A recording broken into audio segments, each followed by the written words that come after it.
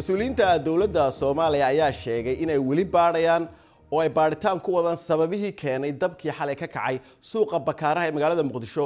Suuqa Bakaaruhu waa mid ka mid ah suuqyada ugu waaweyn Geeska Afrika, waxaana laga qaadaa cashuurta ugu badan ee ay dowladda Soomaaliya qaato. Ilaa iminka laakiinse ma laha gurmadka degdega ah ee wax ka qabtay dhibaatooyinka dabka ee soo noqnoqday. Maxamed Xaraare ayaa eegaya.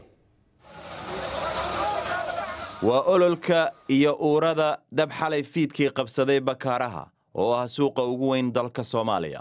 waxaa la tuunsan yahay inuu dabkan ka bilowday dukaamada yaryar ee ku yaala qaybta dharka hudhayda lagu iibiyo, isagoo kadibna ku sii faafay qaybaha maacunta iyo raashinka.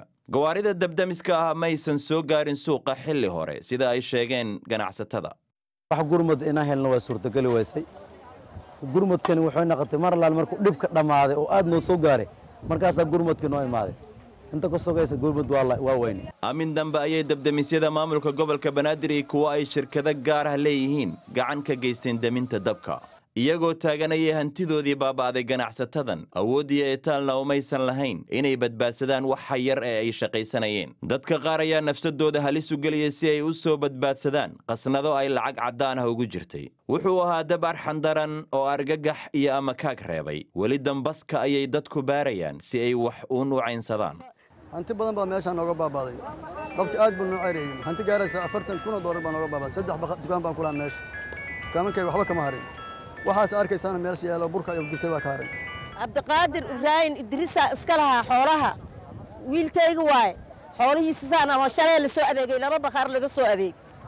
xoolihii waa kan hal habbo, waa kan bariisaas noqday. yaa loo raacaa, sokor saas noqotay. yaa loo raacaa. asagii waa waashti waa iskaga tagay, waa cararay. meelahaas laga qabtay quraan saara hadda lagu maqanya.